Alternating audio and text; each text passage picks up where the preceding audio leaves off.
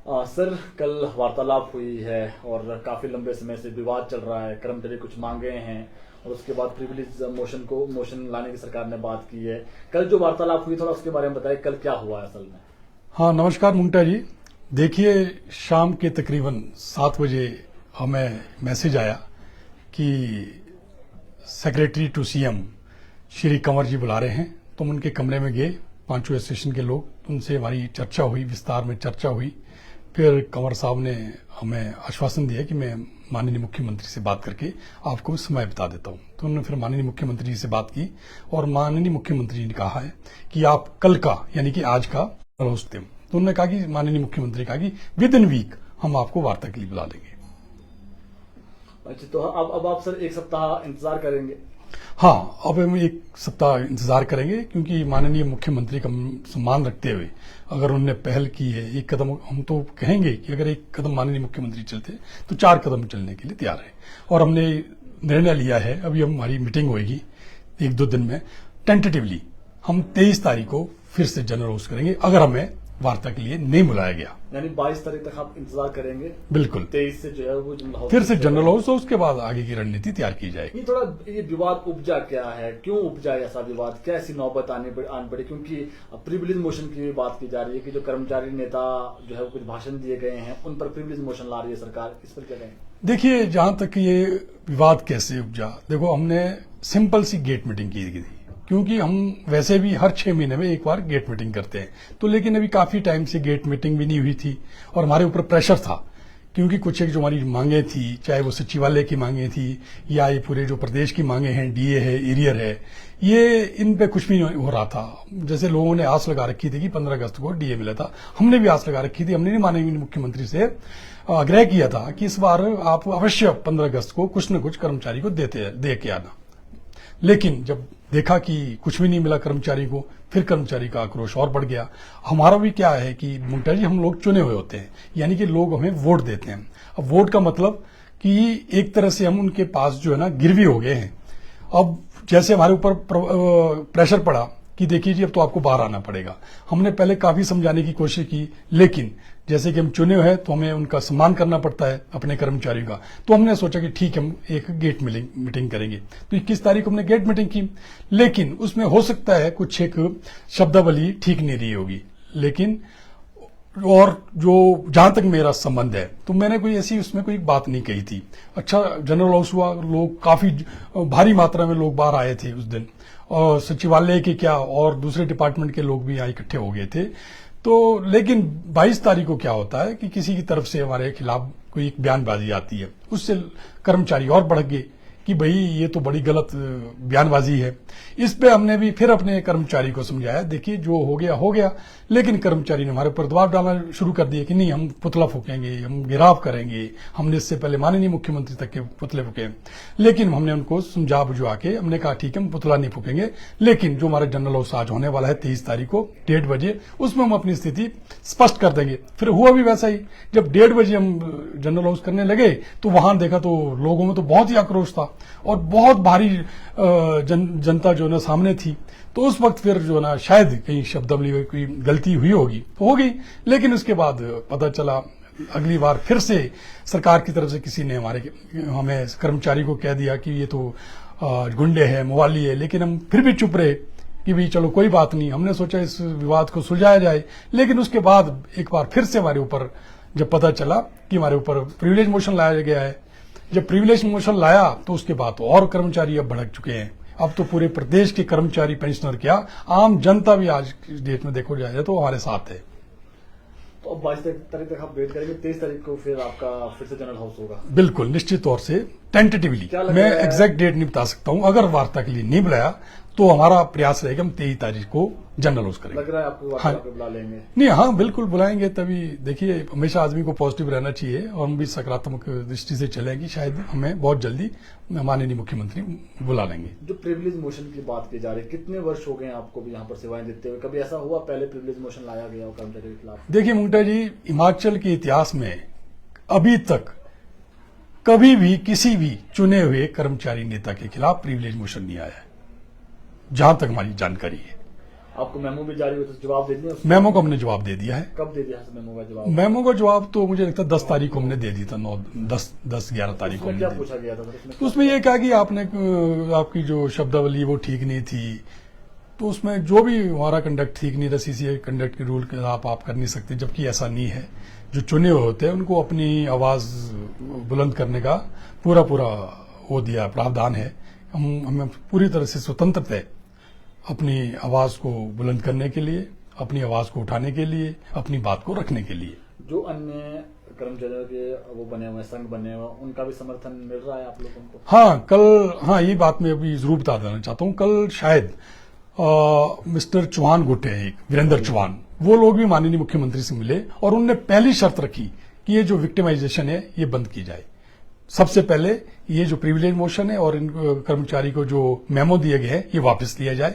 उनकी पहली डिमांड ये थी पूरी कन्फेडरेशन की, और उसके बाद उनको वार्ता के लिए बुलाया जाए।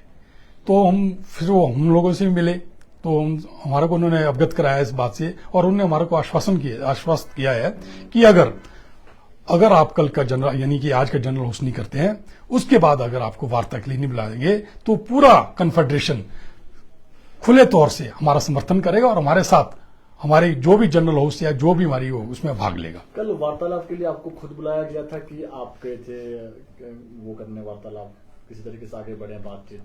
देखिए मुंगटा जी, मुझे तो फोन आया कि मुझे नीचे धौल्टा मैडम है सीनियर स्पेशल प्राइवेट सेक्रेटरी, उनका वहां के फोन आया कि आप यहाँ आइए। तो मैं वहां गया तो उन्होंने कहा कि आपको कंवर साहब के रूम में जाइए, उन्होंने आपसे बात करनी है। तो हम उनके कमरे में गए, 5 एसोसिएशन वाले, तो उनसे बात हुई। तो उसके बाद जब वार्ता हुई तो फिर वो माननीय मुख्यमंत्री के पास रेजिडेंस पे गए।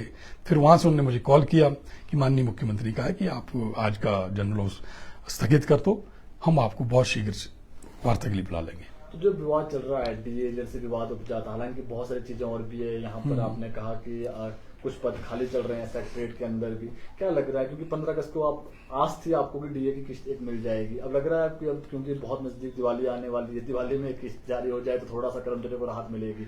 बिल्कुल, जब वार्ता होगी उसमें सारी बातें क्लियर हो जाएगी।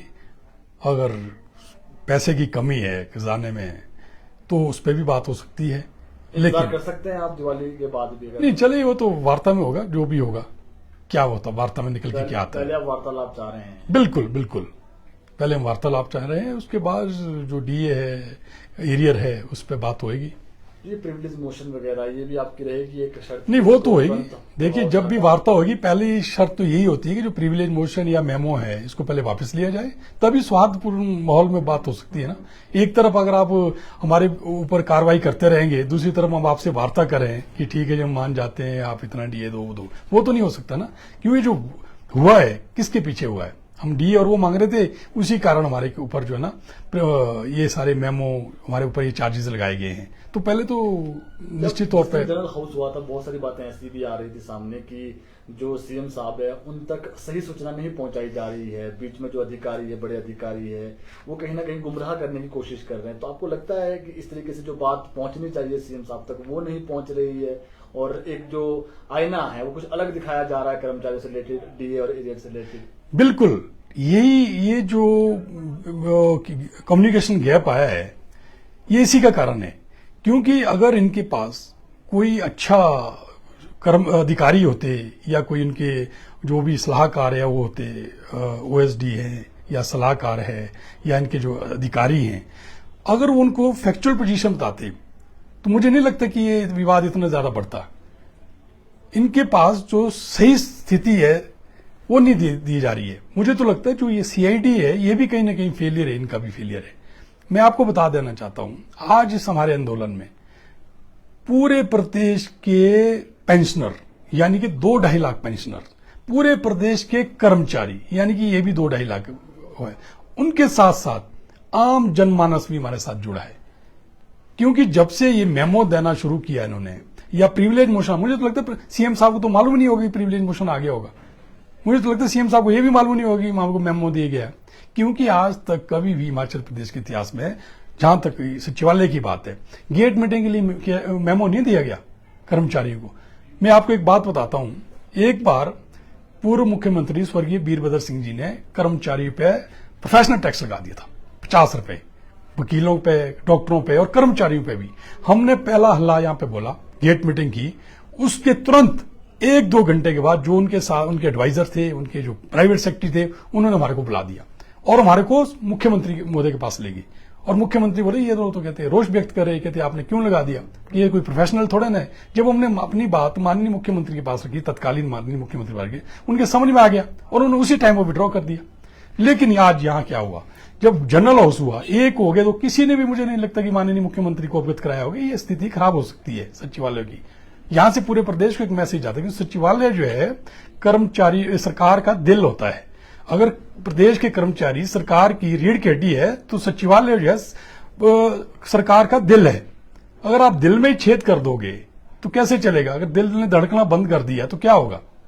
मैं ये स्पष्ट कह देना चाहता हूँ। मोशन लाए जाने की बात है, ऐसा तो नहीं कि सेक्रेटरीट में अगर कर्मचारी शांत हो जाए इस तरीके के फरमान निकाल करके, उसके बाद जो अन्य कर्मचारी खुद ही शांत हो जाएंगे, तो ये प्रिविलेज मोशन से डराने का प्रयास तो नहीं किया जा रहा? नहीं, तो आपने देखा ना, आज आप पेपर पढ़िए, जो दूसरे कर्मचारी है जो कल मिलने गए माननीय मुख्यमंत्री से, उनकी पहली डिमांड यही थी कि प्रिविलेज मोशन और मेमो पहले वापस किया जाए। उनकी ये डिमांड थी। यानी कि हर कर्मचारी जानता है कि ये गलत है। ये तरीका अपने पूर्व मुख्यमंत्री आदरणीय शांता कुमार जी, उन्होंने क्या किया था? उन्होंने तो कभी प्रिविलेज मोशन भी नहीं लाया था। क्या हालत हुई देखिए। तो कर्मचारी के साथ इस तरह से, क्योंकि जो कर्मचारी हो तो परिवार का सदस्य होता है, ठीक है। अगर हमारे से कोई गलती होती, माननीय मुख्यमंत्री हमें बुलाते, हमें डांटते, बोलते कि भी देखिए आपने ये गलत किया, तो हम बोलते। सिंह साहब कह रहे हैं कि कर्मचारी हमारी रीढ़ की हड्डी है, हमारा ही अंग है। अभी थोड़ी स्थिति ऐसी नहीं है कि डी एरियर दिया जाए, जरूर दिया जाएगा। थोड़ा सा रुकिए, 6-7 महीने उन्होंने टाइम भी बोला कि 6-7 महीने के अंदर दे दिया जाएगा आपको, थोड़ा इंतजार करके। आपको नहीं लगता कि थोड़ा इंतजार करना चाहिए अभी, और जो आपकी पेंडिंग बनता है जिसमें एरियर हो, डीए हो? देखिए मुंगटे जी, ये तो वार्ता में होगा ना। आप हमें पहले वार्ता के लिए बुलाइए तो सही। अगर पैसे नहीं, हम बताएंगे ना कहां से पैसे आ सकता है, कहां पैसा है। ऐसा नहीं है, क्योंकि जो सचिवालय के कर्मचारी, उनको सब पता होता है कि पैसा है नहीं है। मैं आपको बता देता हूँ, काफी कर्मचारी गुट बने हुए हैं। एक राजपत्रित कर्मचारी महासंघ हुआ करता था, जो जिसको वार्ता करके बुलाया जाता था। ऐसा तो नहीं गुटों में जो बटे हुए कर्मचारी, इस वजह से जो ये नौबत आ गई आज की। इस तरीके से जब आप प्रोटेस्ट कर रहे हैं तो फिर प्रिविलेज मोशन की बात हो रही है और मेमो की बात हो रही है। जो कर्मचारी गुटों में बंटे हुए, इसी वजह से जो है आपको नुकसान हो रहा है। फिर अब जो भी आपकी अदायगी होनी है, जो देनदारी है आपकी। लेकिन मैं स्पष्ट कर देना चाहता हूँ, जो सचिवालय का संगठन है, इनका इनसे कोई लेना देना नहीं होता है। पहली बात, सचिवालय संगठन या तो बाहर आता नहीं है, अगर आता है ना तो फिर कुछ ना कुछ पाके आता है। नंबर 2, जो आज ये संगठन है, कोई अलग अलग गुट है, मैं नाम नहीं लेना चाहता हूं, आज तक कहां थे? अगर ये सही मायने में, जैसे कल वाले गुट था वीरेंद्र चौहान का, उन्होंने हमारे समर्थन में बात की, उनको भी मालूम है कि यस उनके साथ गलत हुआ है। मुझे लगता है कहीं ना कहीं उन्होंने जो ना कर्मचारियों की जो भावनाएं हैं उनको माननीय मुख्यमंत्री के सामने पेश किया है। और उन्होंने सबसे पहले उनकी यही डिमांड थी कि पहले ये प्रिविलेज मोशन और मेमो वापस किया जाए।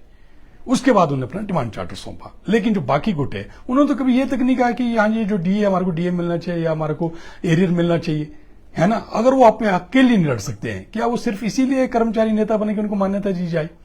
क्या उनका फर्ज नहीं बनता कि वो भी हमारे 2 शब्द हमारे फेवर में कहे? एक और चीज देखिए आप, किसी मंत्री ने, किसी एमएलए ने कहा, कोई कुछ नहीं बोल रहा है, क्योंकि अंदर से खाते वो भी जानते कि यार इनकी मांग सही है, हम गलत नहीं मांग रहे।